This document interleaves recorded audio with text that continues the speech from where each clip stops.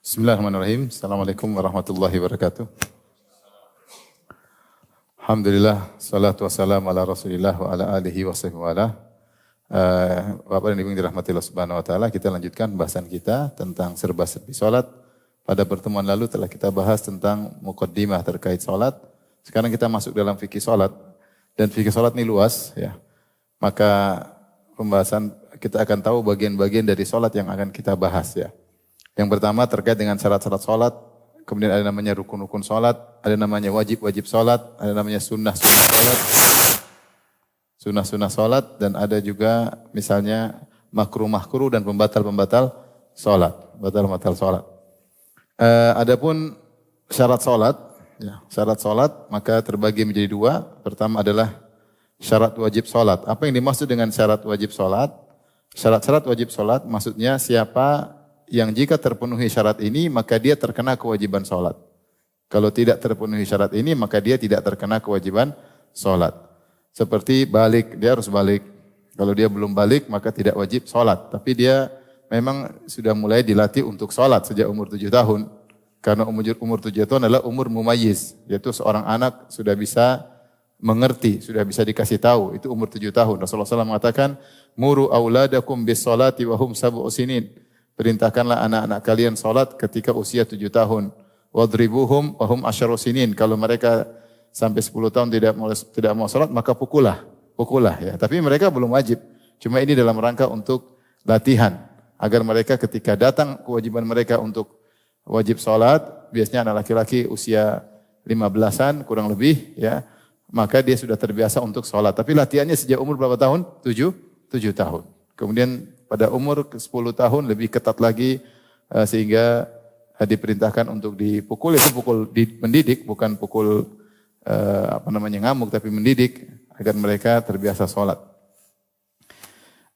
Jadi kalau usia 7 tahun atau 10 tahun orang tuanya yang wajib mendidik. Orang tuanya yang diperintahkan untuk wajib mendidik. Kalau anaknya enggak sholat dia tidak berdosa karena dia belum balik ya. Kemudian berakal. Kalau gila jangan disuruh sholat ya. Orang gila jangan disuruh apa? Sholat ya. Karena ketika dia gila, maka dia tidak terkena kewajiban ya. Kata Nabi SAW, Rufi al-qalam an salas. Bahwasanya pena diangkat dari 3 orang. Di antaranya, anis sabi hatta yahtalim, dari anak kecil sampai dia balik. Kemudian dari orang gila sampai dia sadar ya. Ya, maka ini dari orang tidur sampai dia hatta yufik, sampai dia terjaga.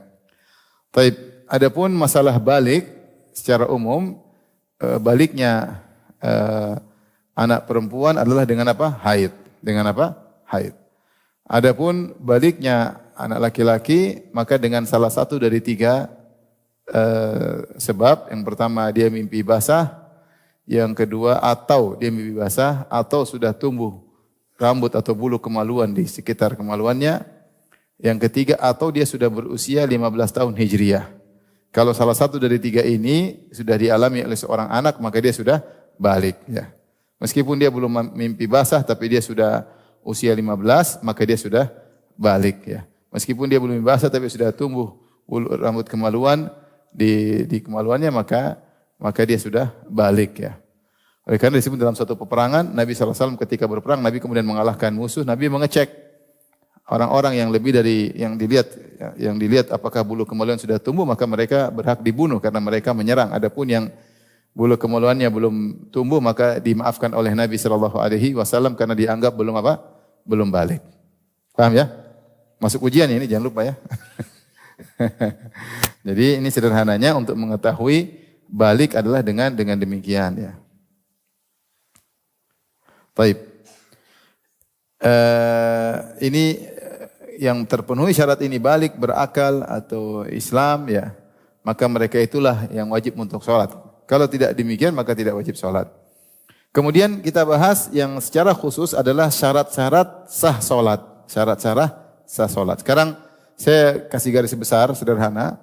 Syarat sah sholat, di sini saya sebutkan 5. Suci dari hadas. Hadas itu kondisi yang menghalangi seorang untuk ibadah khusus, seperti dilarang untuk sholat, dilarang misalnya untuk tawaf menurut sebagian ulama dan seperti itu ya. Dan hadas itu ada hadas besar, ada hadas apa? Kecil. Nanti kita bahas insyaallah. Yang kedua, suci dari khabath atau najis. Ketika sholat, maka tidak boleh ada najis. Tubuh tidak boleh ada najis. Tubuh tidak boleh ada najis. Kemudian pakaian juga tidak boleh ada najis. Kemudian tempat sholat juga tidak boleh ada najis. Ya. Kalau hadas tadi hadas besar, hadas kecil. Baik. Yang ketiga sudah maksud waktu sholat. Jangan sampai seorang sholat zuhur jam 11 pagi.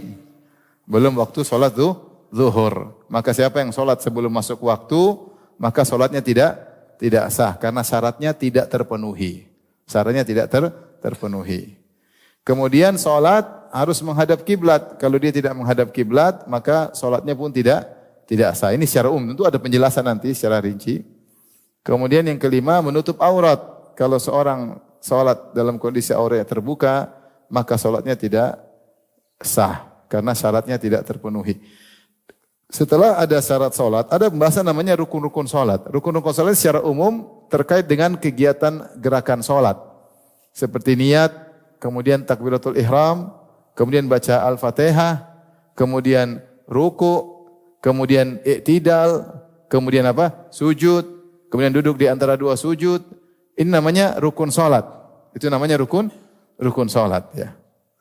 Adapun kewajiban salat terkait biasanya dengan zikirnya seperti subhana rabbil a'la subhanal azim dalam sujud maupun ruku. Tapi rukunya, sujudnya itu rukun salat. Bacaannya wajib salat. Apa bedanya? Perhatikan sini. Apa bedanya antara syarat dengan rukun? Secara sederhana, kalau syarat ini harus diadakan sebelum salat. Ini sebelum salat. Yaitu harus tersiapkan atau terpenuhi, tersiapkan sebelum melaksanakan salat.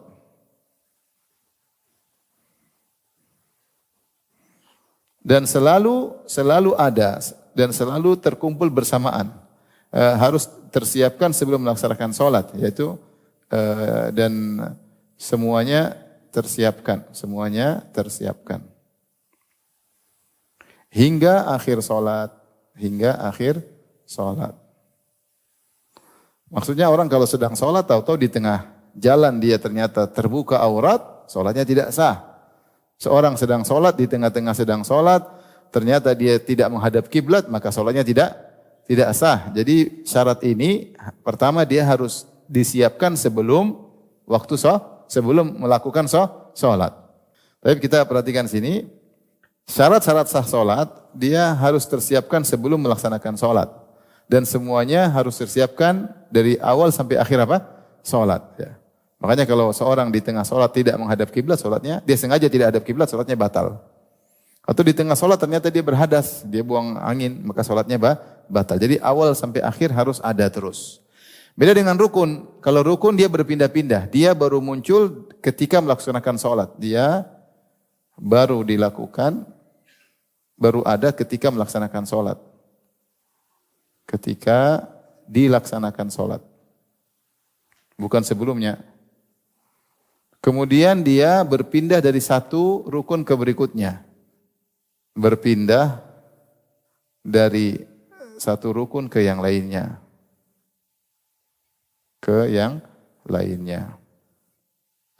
Baik. Beda seperti kalau kita kan niat Allahu Akbar takbiratul ihram. Setelah takbiratul ihram berpindah kepada baca Al-Fatihah. Setelah baca Al-Fatihah, kemudian rukun berikutnya adalah ruku. Setelah ruku, rukun berikutnya i'tidal. Setelah i'tidal, rukun berikutnya adalah apa? Sujud. Jadi berpindah satu rukun ke rukun berikutnya. Ini namanya rukun. Dan suatu ibadah harus dipenuhi syarat dan rukun. Kapan ada satu syarat tidak dipenuhi, maka ibadahnya tidak sah. Dan kapan ada rukun tidak dipenuhi, maka ibadahnya tidak sah. Jadi ibadah itu sah. Perhatikan sini. Ibadah sah jika syarat terpenuhi, kemudian rukun-rukun terpenuhi. Jika ada satu syarat atau satu rukun tidak terpenuhi, maka ibadah tersebut tidak sah. jika ada satu saja syarat atau rukun yang tertinggal, maka tidak sah. Sah suatu ibadah. Nah ini kaedah. Ibadah apapun, dia umum, ibadah apapun. Mencakup misalnya sholat, kemudian haji, misalnya puasa, dan lain-lain. Ya, dan lain-lain. Maka ketika kita bahas fikih, selalu kita bilang apa syaratnya, apa rukunnya. Sehingga kita punya ilmu. Kita tahu kalau syarat tidak terpenuhi, ibadah tidak sah. Kalau rukun tidak terpenuhi, maka tidak sah. Yang lainnya mungkin hanya sekedar wajib atau hanya sekedar sunnah. Seandainya tidak dikerjakan pun sunnah, tetap ibadah itu apa? Sah. Jadi seorang berusaha mengenal apa itu syarat-syarat suatu ibadah dan apa itu rukun-rukun suatu ibadah. Ya. Cuma bedanya kalau syarat biasanya sebelum ibadah, kalau rukun ketika menjalankan apa? Ibadah. Ya. Kita bisa bayangkan tadi terkait syarat sholat dan rukun sholat. Sampai sini paham insyaallah? Baik. Kita kembali. Nah, ketika kita membahas nanti sunnah-sunnah sholat ada sendiri, insya Allah waktunya. Pembatal sholat juga ada waktunya, insya Allah. Tapi kita harus tahu semua, ya, apa itu sunnah yang mana yang bisa. Kalau tinggalkan nggak apa-apa. Ada pembatal yang harus kita hindari. Kalau kita lakukan maka akan batal sholat. Nah, sekarang kita bahas tentang syarat-syarat sah sholat. Syarat-syarat sholat yang pertama adalah suci dari apa? Hadas. Suci dari hadas, hadas besar dan juga hadas kecil ya. Kemudian suci dari najis. Makanya kalau kita baca masalah fikih selalu pembahasan pertama kitabut thaharah. Selalu kitabut thaharah yaitu kitab tentang bersuci. Dan kalau kitabut thaharah pertama tentang air karena bersuci asalnya dengan menggunakan apa? Air. Ini secara silabus atau silsilah buku-buku fikih ya. Kata mereka karena kita diciptakan untuk ibadah. Wa ma khalaqtul jinna wal insa illa liya'budun. Kita diciptakan untuk ibadah dan ibadah yang paling agung adalah salat. Dan kalau pembahasan salat pertama pasti masalah tohara. Kalau sudah tohara pasti masalah air.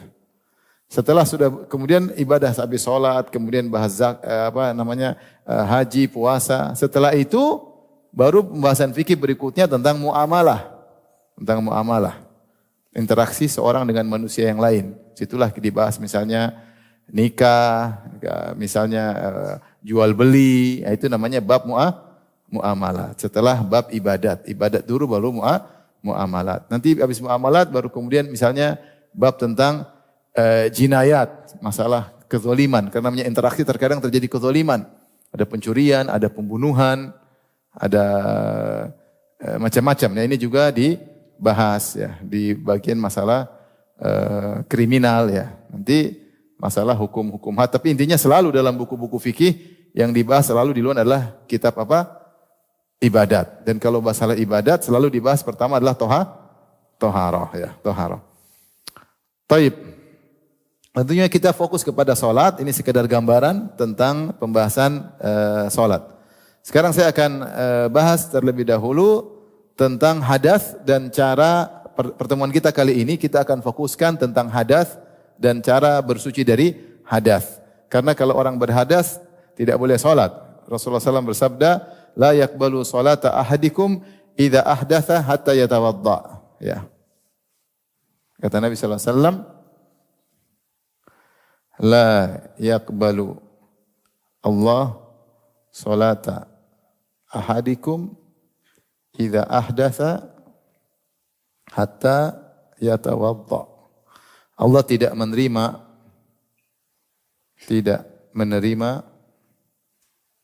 salat kalian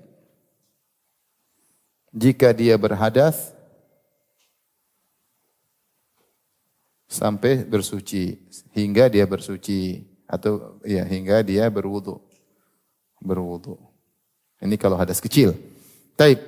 Sekarang kita hadas terbagi menjadi dua. Ada hadas besar. Ada hadas apa? Kecil.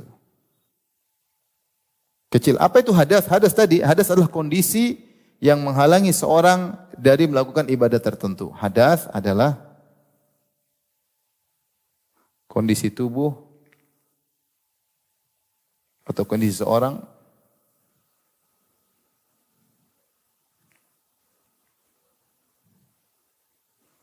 yang menghalanginya dari ibadah tertentu. Di antaranya salat.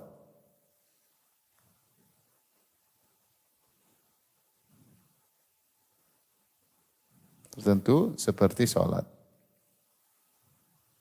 Demikian juga ada yang mengatakan tawaf dan lain-lain. Namanya hadas, hadas. Hadas besar ya secara umum ya di antaranya adalah khusus wanita apa ibu-ibu? Haid dan nifas. Haid dan nifas. Ini hadas besar. Secara umum wanita dan lelaki hadas besar di antara adalah keluar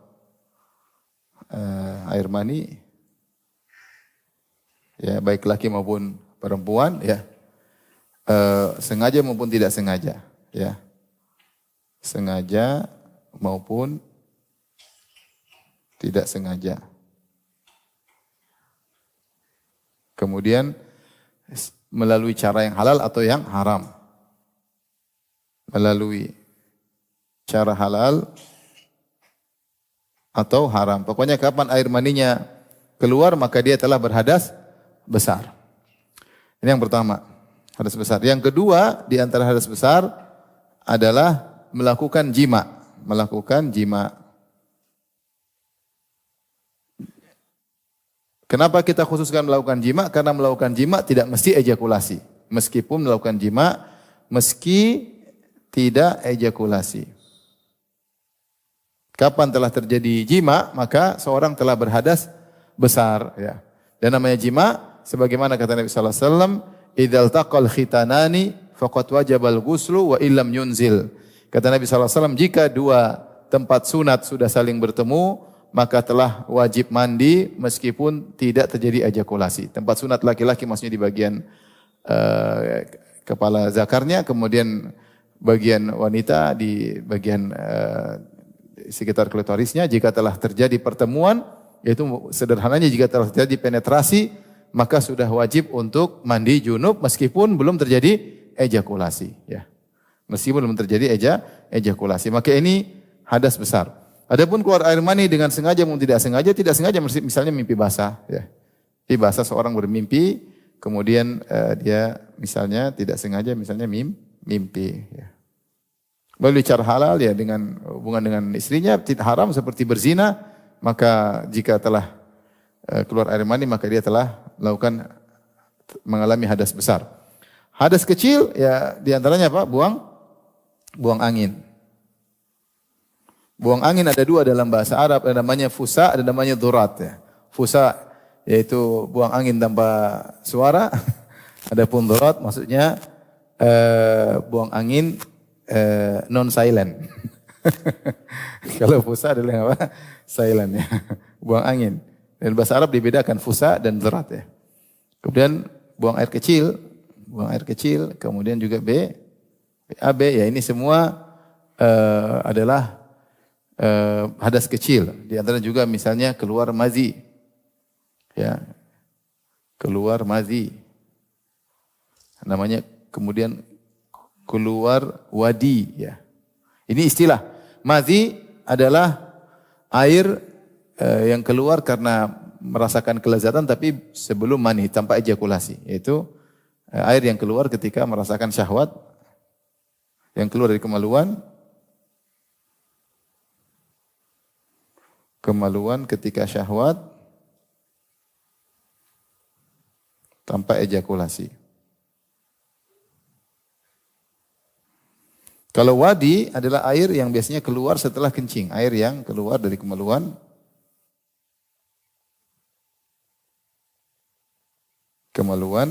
setelah kencing, setelah buang air kecil. Keluar wadi, keluar mazi, keluar wadi. Di antara juga hadas kecil adalah keluar namanya kalau wanita keputihan.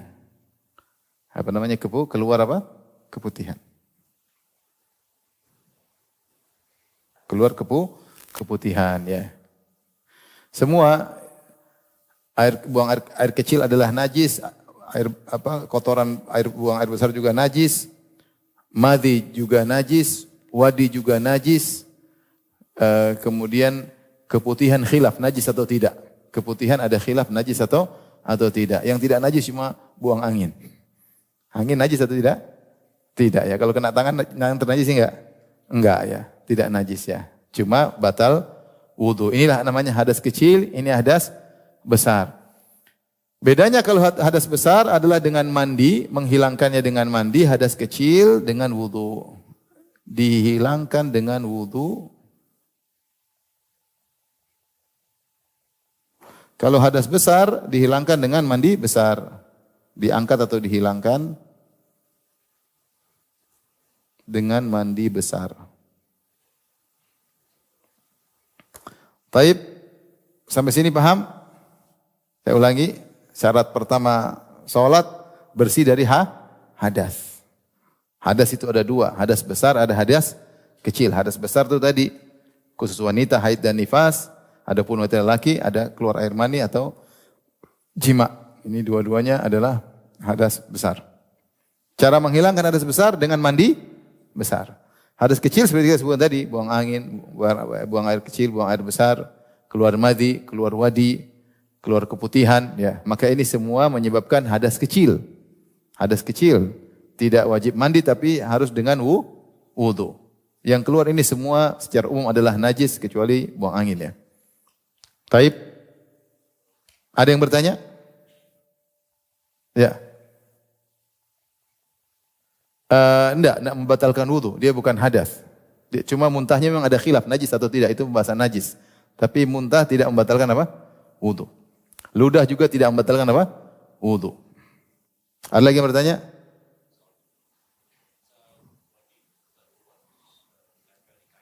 Iya, kalau wadi najis, maka kalau kena kain harus dicuci. Madhi juga najis, kalau kena kain harus juga dicuci. Cuma ada khilaf apakah madhi termasuk najis yang ringan atau najis yang tengah.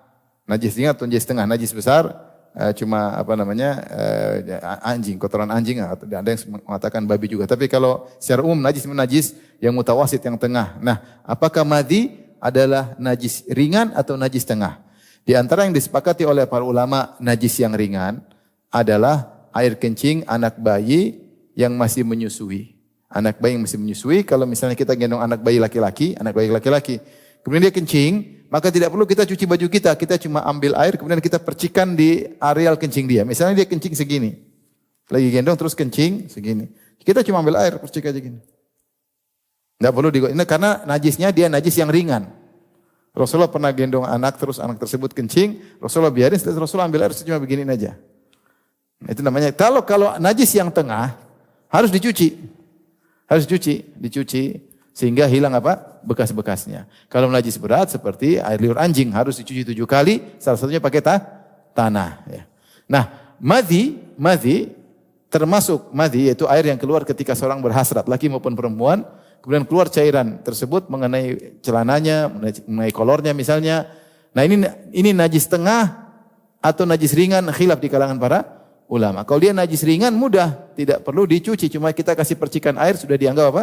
Hilang. Kalau dia najis tengah maka harus dicuci. Adapun wadi, air kencing, maka dia najis yang tengah, harus dicuci. Terakhir, ada lagi bertanya? Ya. Mani bukan najis. Mani bukan najis karena kita tercipta dari air mani dan kita bukan tercipta dari najis. Silakan. Ya. Oke.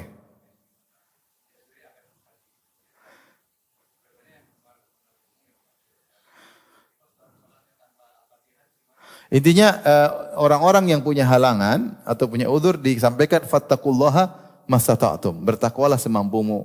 Apakah autis, kalau dia tidak mampu cuma baca tertentu, itu yang kita wajibkan. Dia tidak mungkin kita paksa dia hafal Al-Fatihah, dia tidak mampu. Ternyata dia cuma bisa Alhamdulillah, Allahu Akbar, itu aja yang dia baca, enggak ada masalah. Sama orang autis atau orang terbelakang, nggak ngerti, maka tidak wajib kita menyuruh dia. Kalau tidak mampu, kita hanya suruh dia yang mampu yang dia lakukan. Secara umum demikian. Baik, kita lanjut. Ya.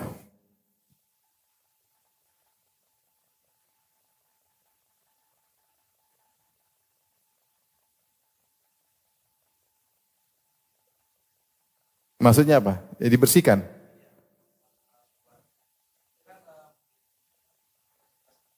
Ya. Nanti insya Allah kita bahas ya. Masalah orang yang keluar najis terus-terusan itu lain cerita. Silakan Bu.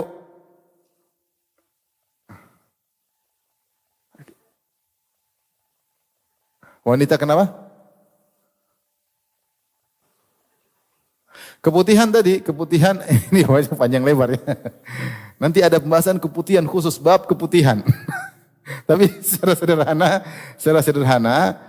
ada dua. Jadi keputihan keluar dari saluran apa namanya produksi atau ada, ya, kalau kencing keluar dari keluaran kencing. Jadi kan dalam tubuh kan ada dua saluran ya. Kalau keputihan dari saluran rahim ya kemudian keluar keputihan, maka keputihan ini ada khilaf apakah dia najis atau tidak. Sebagian mandang dia bukan najis. Dia hukumnya seperti mani, maka dia tidak najis. Sebagian mengatakan najis. Kalau najis harus dibersihkan. Nah, kalau ternyata seorang wanita keputihan terus-menerus tidak berhenti, maka dia hukumnya seperti istihadah, seperti darah istihadah. Nanti darah istihadah apalagi pembahasan panjang lagi ya. Oh, dicuci. Kalau kita mau sholat kita cuci. Tadi sesuai dengan khilaf, apakah dia suci atau dia najis? Saya sendiri cenderung dia suci. Karena dia bukan keluar dari saluran apa? Kencing. Ya tadi kalau dia suci tidak perlu dicuci. Kalau dia najis maka dia harus dicuci. Apakah dia suci dan najis? Ada perselisihan di kalangan para ulama. Meskipun saya lebih cenderung bahwasanya dia suci bukan najis. Tapi pertanyaan kita tutup, nanti kita enggak maju-maju. Saya masih sengaja biar pelan sedikit-sedikit aja biar jadi ngeh. Ya, biar pelan-pelan, biar bisa kita ikutin. Tapi kita lanjut sekarang terkait cara menghilangkan hadas. Ya, tadi sudah kita singgung hadas besar hilangnya dengan apa? Mandi besar. Kalau hadas kecil dengan berwudu. Maka ini dibahas tentang cara bertoharah. Oke, cara bertoharah ini taharah yang asli. Taharah asli. Mandi,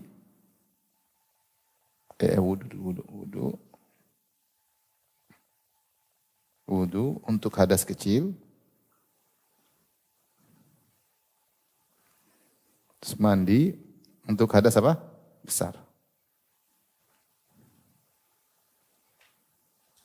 Kemudian toharoh alternatif, toharoh pengganti.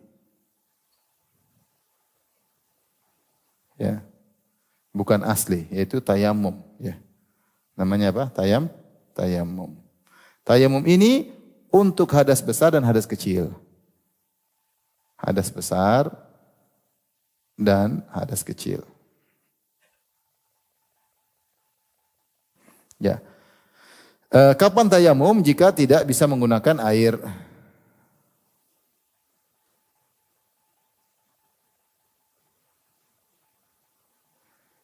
Jika uzur tidak bisa menggunakan air.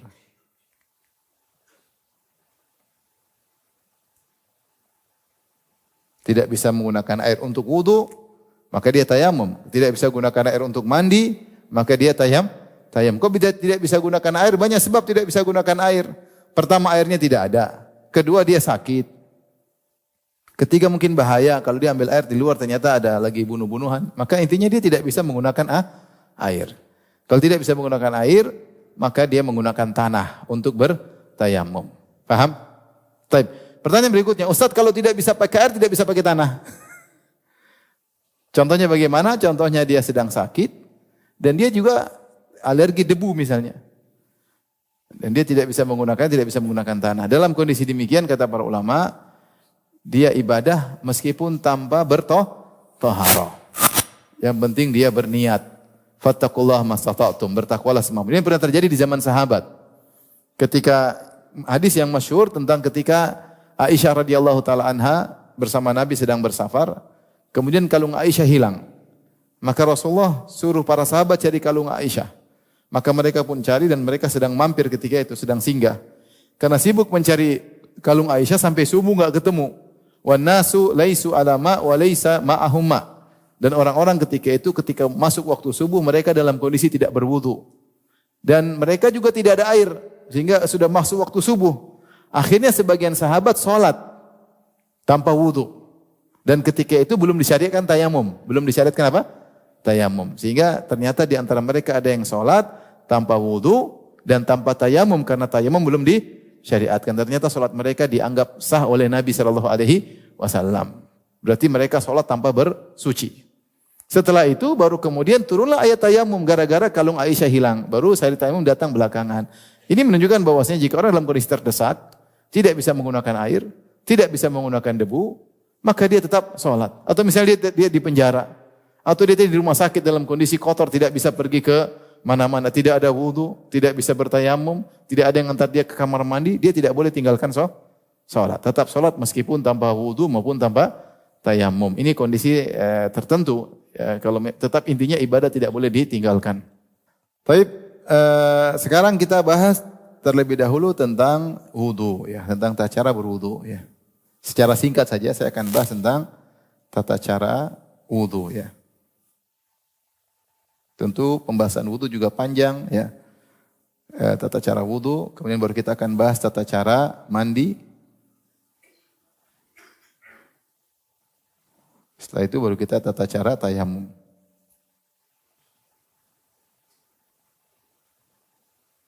Tata cara tayamum.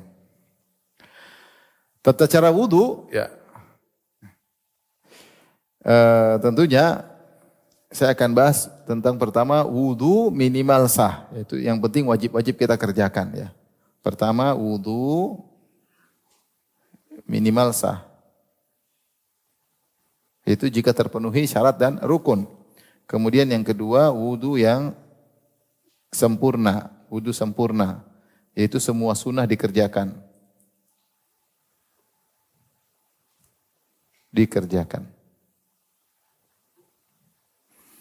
Adapun wudu minimal sah, maka yang pertama niat wudu. Saya basa-basa ini niatnya untuk berwudu. Harus niat. Innamal a'malu binniyat. Kalau tanpa niat, maka bisa jadi dia cuma latihan, bisa jadi cuma seger-seger, maka dia tidak sedang berwudu. Wudu pertama harus niat. Yang kedua, dia langsung membasuh wajah sekali.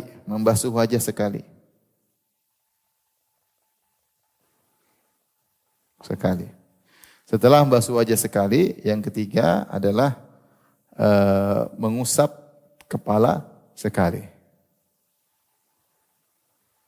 Allah mengatakan idza qumtum ila sholati faghsilu wujuhakum wa aydiyakum ilal marafiq. Tangan dulu membasuh kedua tangan sekali.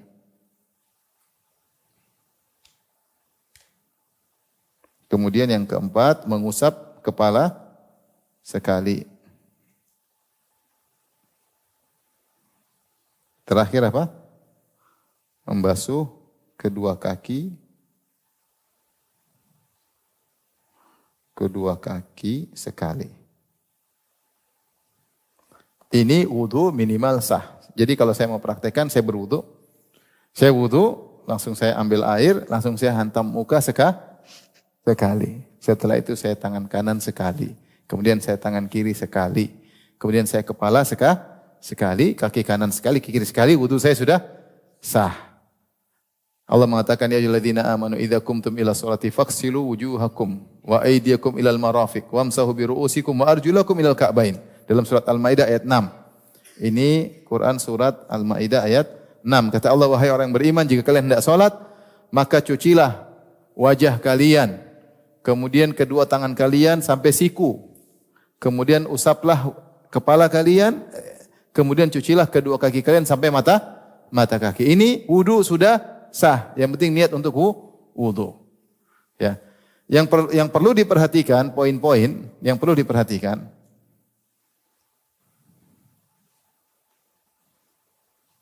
ingat, harus tertib 1 sampai 5, harus tertib urutan, harus berurut, tidak boleh terbalik. Ya, jangan sampai kaki dulu baru kepala atau tangan dulu baru wajah, nggak boleh, harus berurutan. Yang kedua, dibasuh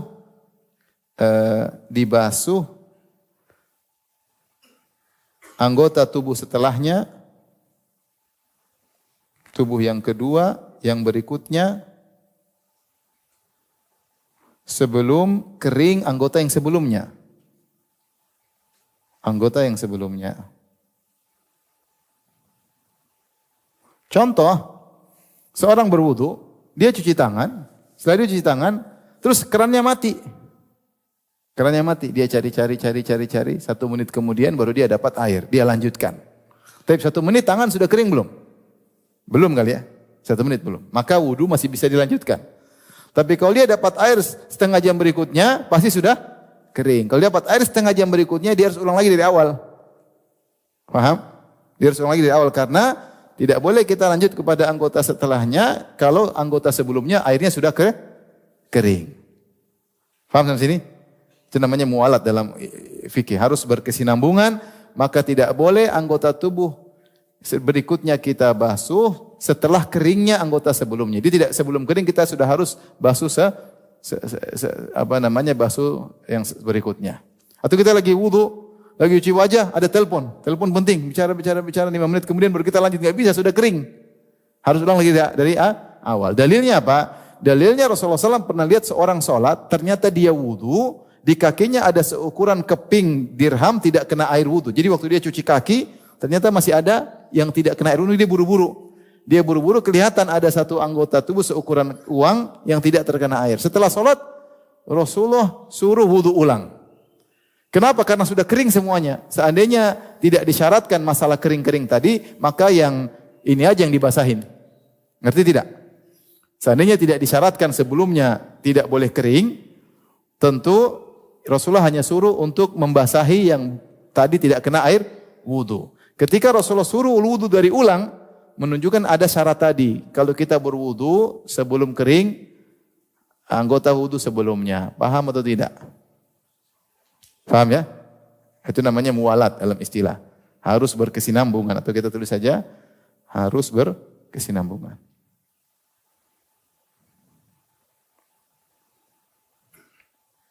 Berikutnya, seluruh anggota tubuh harus kena air.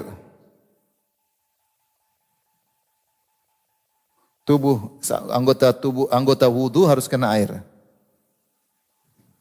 Anggota tubuh yang wajib harus kena air. Contoh sekarang kita bicara wajah. Apa itu wajah?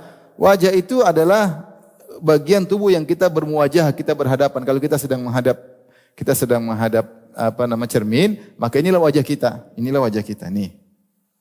Ini wajah kita. Ini bukan wajah. Di belakang ini bukan apa? Wajah. Ini bukan wajah. Ini endas tapi bukan apa? Wajah itu di depan sini. Wajah depan. Ada khilaf apakah ini wajah atau bukan? Allah alam ya. Karena dia kalau ada jambang di sini apakah ini wajah atau bukan, ada khilaf. Ya kalau ada jambang, kalau nggak ada jambang ini terkadang kelihatan. Tapi intinya kita berusaha. Maka orang kalau cuci wajah harus kena cuci wajah harus kena semuanya. Ini semua harus kena. Jangan sampai dia buru-buru di sini nggak kena. Misalnya kalau dia buru-buru di sini tidak kena, maka wudunya tidak sah. Dia buru-buru begini, ininya tidak kena, wudunya tidak sah. Jadi harus kena seluruh anggota baru dikatakan sah mencuci wajahnya. Paham? Demikian juga ketika dia membasuh tangan, perhatikan, harus seluruhnya kena dari sini. Mau dari sini ke bawah nggak ada masalah. Yang penting semuanya kena dari ujung kuku sampai siku. Jangan sampai dia buru-buru ternyata sikunya nggak kena. Jangan dia buru-buru ternyata jarinya tidak kena. Paham?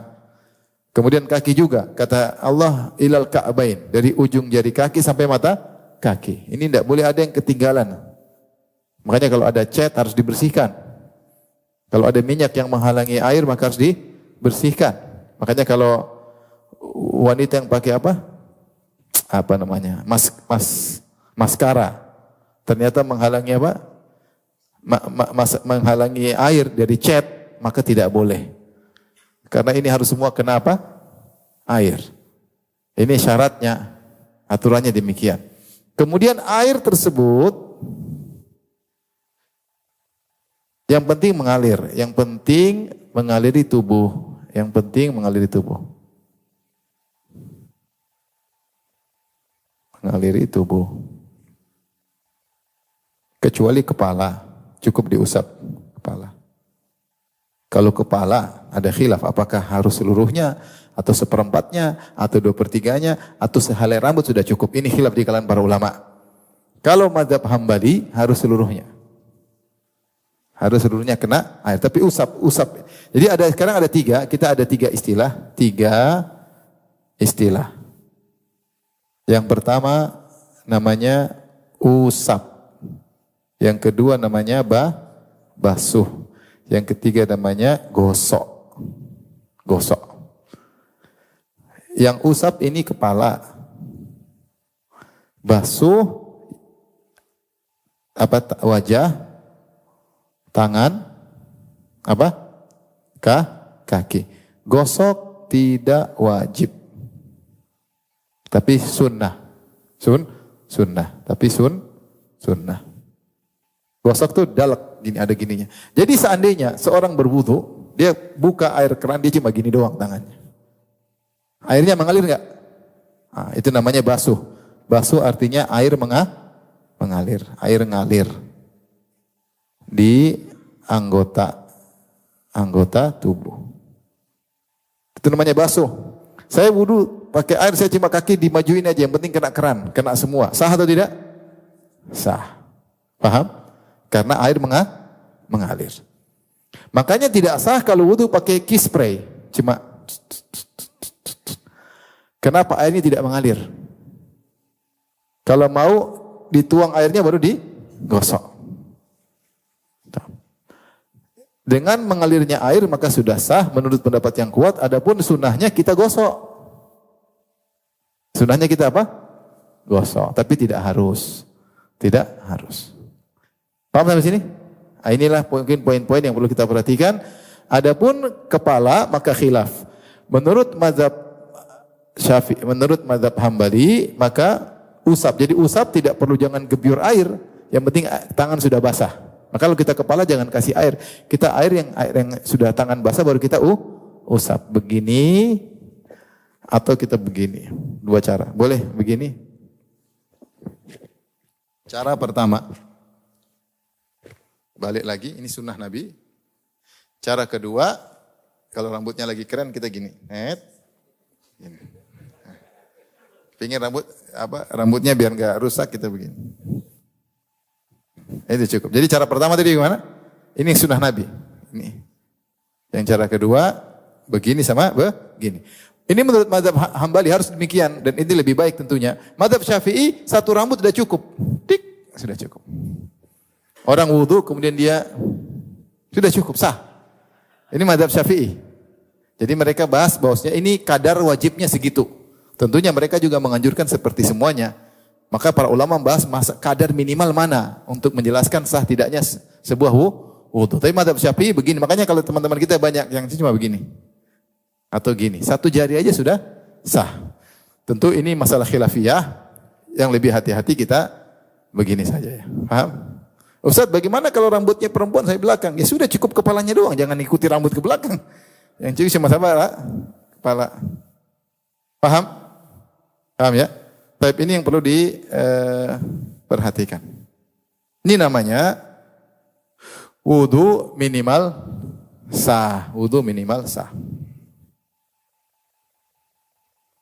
Sekarang kita bahas wudu yang sempurna.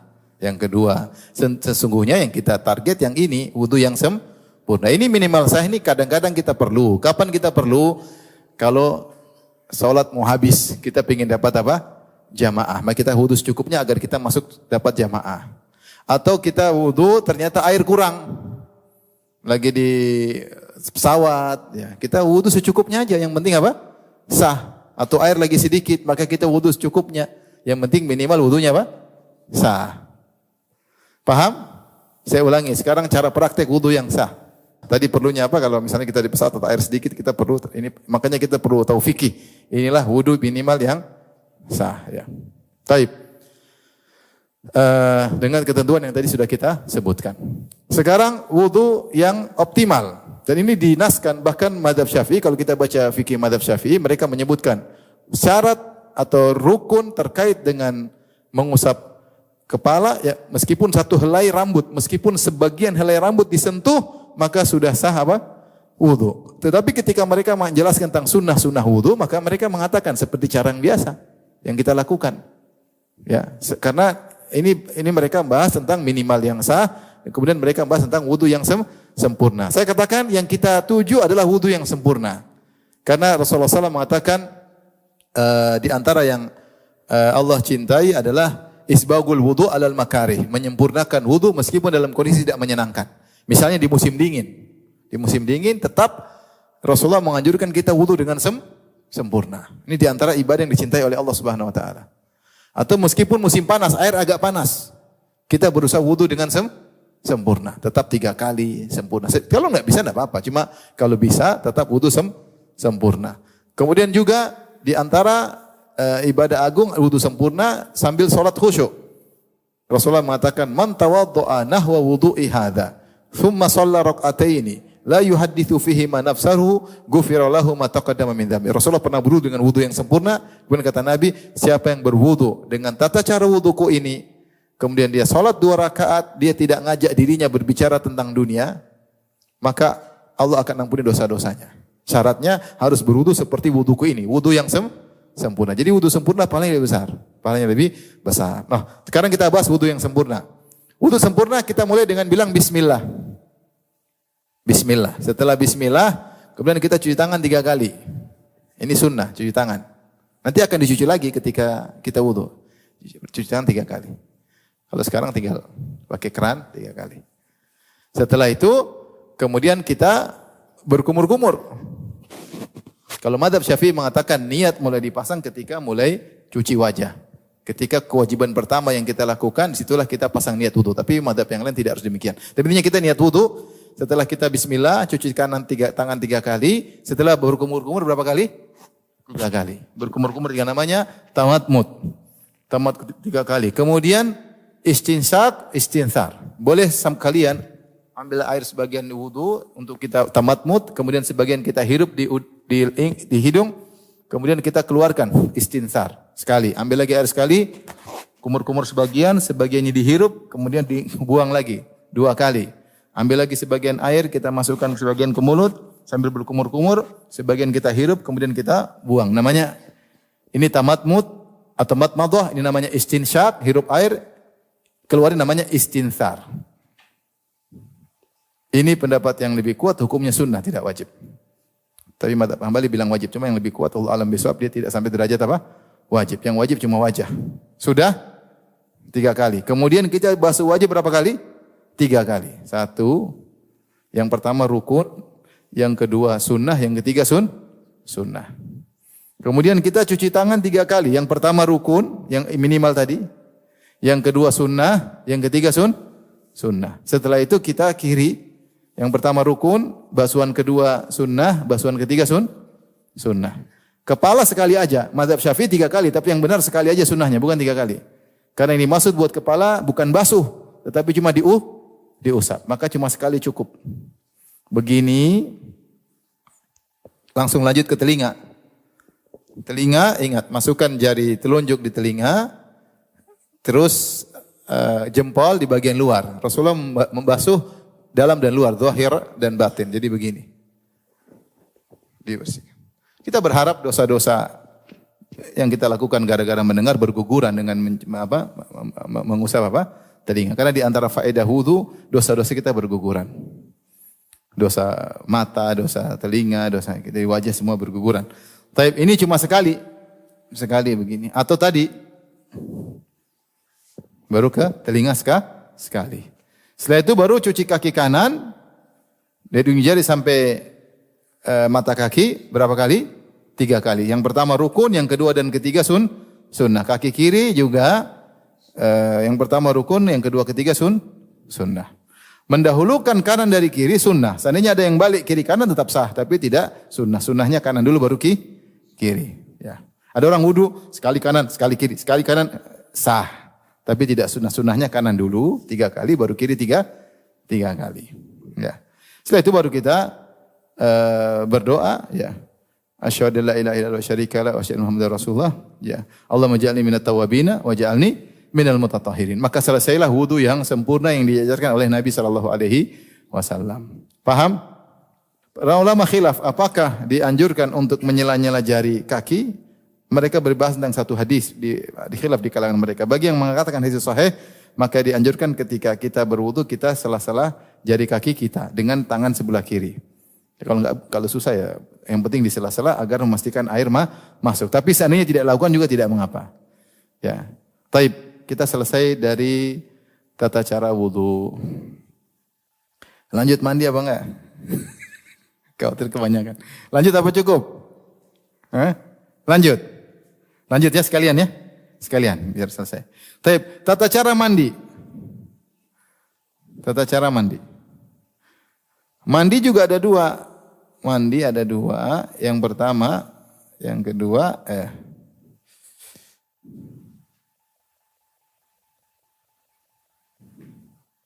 yang pertama adalah mandi minimal apa?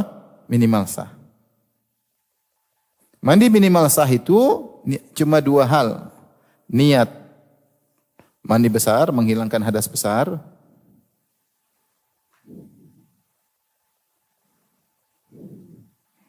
Seluruh kulit tubuh kena air. Seluruh kulit tubuh kena air. Kena air mengalir. Ini mandi yang minimal sah. Misalnya seorang dia niat mandi kemudian jebur dalam kolam renang keluar sah. Misalnya kelamaan nih jebur keluar sah. Kenapa? Tubuhnya semua sudah basah. Dia buru-buru jebur. Pokoknya niat mandi selesai, mandinya sudah sah. Cuma 2 syaratnya. Harus niat dia menghilangkan hadas besar, bos dia ingin mandi junub atau mandi besar. Yang kedua, air mengenai seluruh apa? Tubuhnya, rambutnya, kepalanya basah, tangannya basah, semuanya basah, selesai. Itu sah mandinya. Ya. Adapun mandi yang optimal,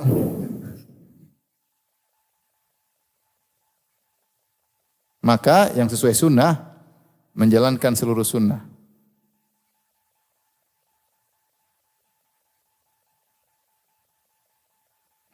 Maka pertama adalah wudu.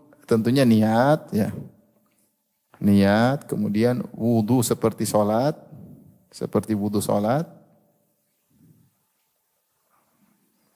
Kemudian menggosok-gosok kepala dengan air, menggosok kulit kepala.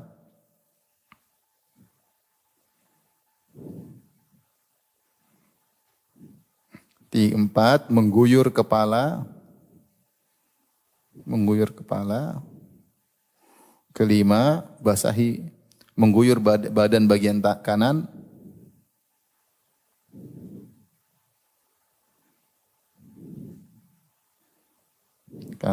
Terus 6, mengguyur badan bagian kiri.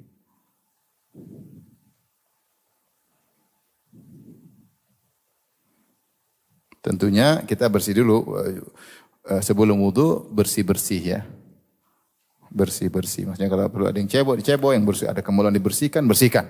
Setelah itu wudu seperti wudu salat. Khilaf ketika wudu salat ini, apakah kaki diakhirkan atau langsung kaki sekalian? Dalam sebagian riwayat Nabi berwudu, kakinya belakangan. Habis mandi dulu baru Nabi bergeser, baru Nabi cuci kakinya. Ada yang mengatakan hikmahnya agar dibuka dengan wudu, diakhiri dengan wudu. Ada yang mengatakan tidak, itu karena kondisi mungkin agak kotor, jadi Rasulullah mengakhirkan kaki. Biar airnya tidak berulang-ulang digunakan. Ya, intinya kalaupun kita wudu lengkap, nggak ada masalah. Ya.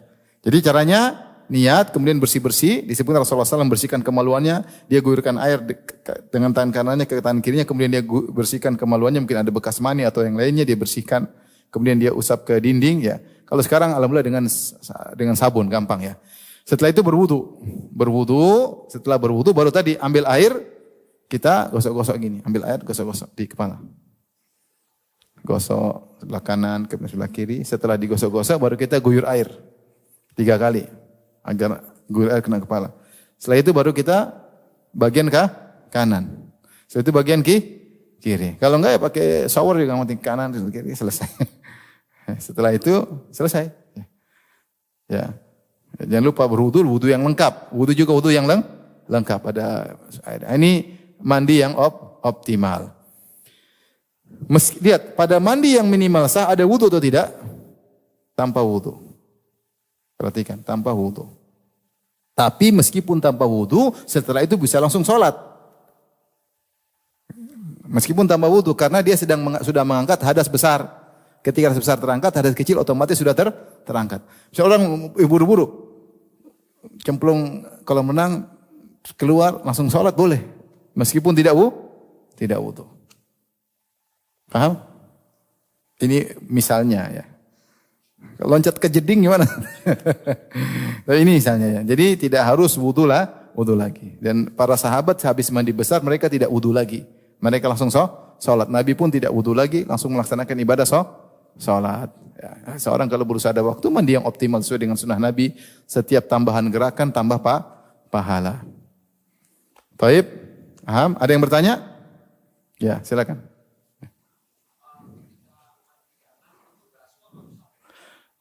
Basuh, guyur air. Jadi di dalek boleh, gosok bagus, tapi tidak harus. Ingat, mandi, wudu yang wajibnya adalah dibasuh, yaitu air mengalir. Adapun menggosok itu sunnah.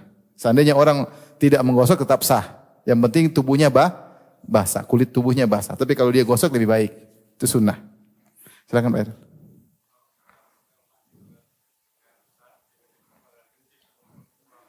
Enggak, harusnya tidak. Cuma mungkin wudu kita batal, kita wudu lagi.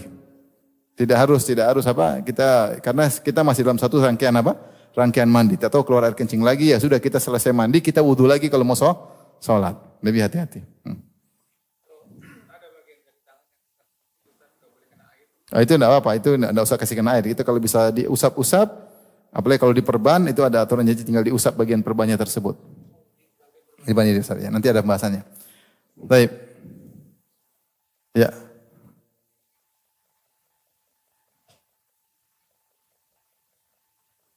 Kita kenapa? Oke. Oh itu pembahasan, iya ada bilang boleh, ada yang mengatakan tidak boleh ucap bismillah di luar atau tidak perlu bismillah, tapi boleh, yang benar boleh. Selama tempat wudunya di luar apa? Di luar toilet, buang air besar, kan kadang-kadang kamar mandi apa? Luas, kita ya. Tidak ada masalah insya Allah. Terakhir ya. Ya. Ibu-ibu ya. Ibu dulu, ibu. Silakan, Bu. Silakan, Bu. Waalaikumsalam.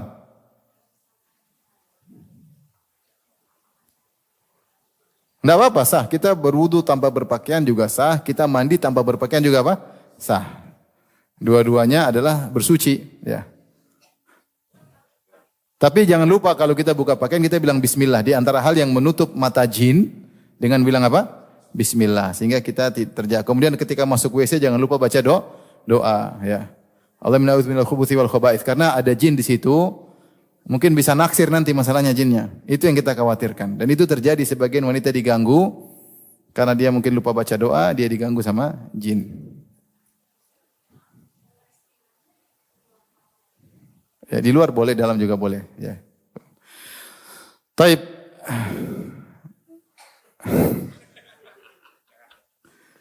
Nanti habis pengajian, nanti simpan dulu. Oke.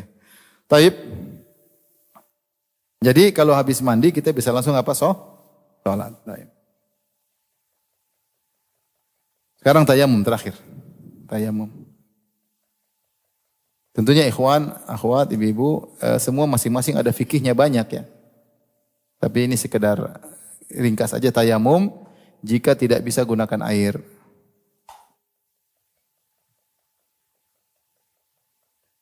Tidak bisa gunakan ada beberapa sebab, di antaranya misalnya sakit ya karena tidak ada air.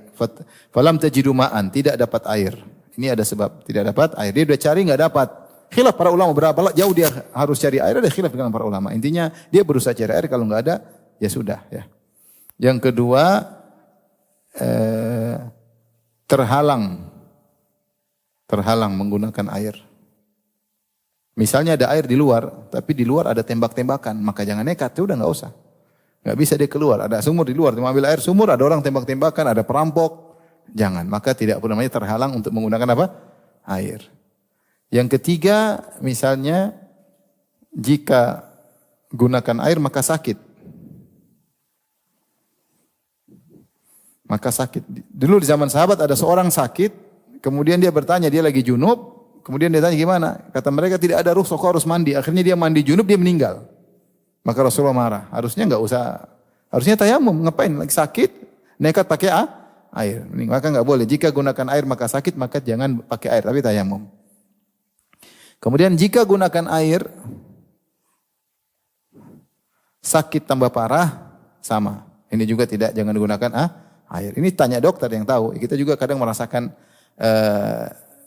kita bisa merasa sakit tambah parah. Yang berikutnya, jika gunakan air, kesembuhan tertunda. Kesembuhan tertunda. Berikutnya, ada air tapi hanya buat minum. Cukup buat apa? Cukup hanya untuk minum. Sama aja tidak bisa gunakan air. Nah ini semuanya kita bertayamum. Nah tayamum maka caranya mudah. Tinggal menemukan niat tentunya. Niat menemukan debu. Jadi perhatikan ya. Tayamum. Pertama apa nih? Niat. Yang kedua, membasuhkan atau menepukan tangan, telapak tangan ke debu, telapak tangan ke sumber debu. Sumber debu. Sumber debu yang meskipun debunya sedikit, meski debunya hanya sedikit.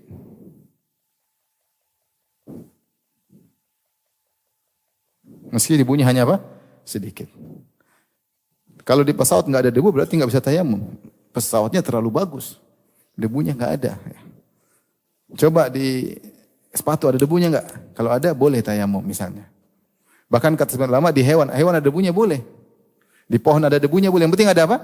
Debu. Karena masih debu. Kalau nggak ada semua coba di kepalamu ada debu nggak? Di teman wajah temanmu ada debu nggak? Intinya ada debu. Intinya ada apa? Debu. Terus ada debu, kalau ternyata debunya banyak dikurangi. Karena bukan maksud kita tumpahin tanah di wajah. Yang penting debunya sedikit, maka ditepuk. Jika debunya banyak, debu tanahnya banyak, maka dia apa? Ditepuk. Setelah itu, wajah sekali, kedua tangan sekali. Wajah diusap sekali. Kemudian punggung tangan kanan kiri, punggung tangan kiri, punggung tangan kanan dan kiri diusap sekali. Adapun nomor 4 dan nomor 5 ini riwayat menunjukkan boleh begini, boleh begini. Boleh 5 dulu baru 4, boleh 4 baru 5. Wajah dulu baru tangan dulu baru lagi boleh. Caranya sederhana, saya ulangi. Sekarang kita praktekkan. Ya, niatnya kita bilang bismillah, kemudian kita ini kalau banyak wajah sekali, kemudian punggung sekali. Cukup. Sekali sebelah kanan, kali sebelah kiri. Atau sebaliknya, bismillah, kita kanan dulu, baru kemudian wajah. Sudah selesai. Itu tayamum. Taib, demikian saja kajian kita. Allah Ta'ala alam bisawab. Kalau bertanya saya persilahkan.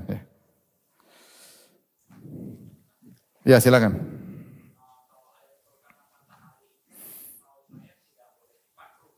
Itu menurut mazhab Syafi'i, mereka syaratkan namanya air musyammas. Air musyammas adalah air terkena matahari. Mereka syaratkan harus di negeri yang panas, bukan seperti negeri tropis kita. Seperti mereka syaratkan negeri yang panas seperti di Mekah, di Madinah yang sangat panas. Kemudian air tersebut harus diletakkan di logam selain emas dan perak. Jadi sebenarnya ini maksudnya jangan, karena dulu sempat isu, jadi dikatakan makruh karena air yang terkena matahari dan dia berada di sebuah logam itu bisa menimbulkan penyakit baros. Dari situ Imam Syafi'i mengatakan hukumnya makruh karena faktor kesehatan. Bukan karena faktor airnya, tapi karena faktor apa? Kesehatan. Sehingga mereka mensyaratkan air yang seperti ini yang bisa menimbulkan penyakit baros itu jika diletakkan di logam, kemudian di bawah matahari yang panas di daerah yang panas. Jika tidak terpenuhi itu maka tidak disebut air musyammas. Adapun air yang panas karena kompor, karena api tidak jadi masalah. Enggak, hanya makruh tetap boleh, tapi makruh ya. Baik, demikian saja kajian kita. Wabillahi taufiq. Assalamualaikum warahmatullahi wabarakatuh.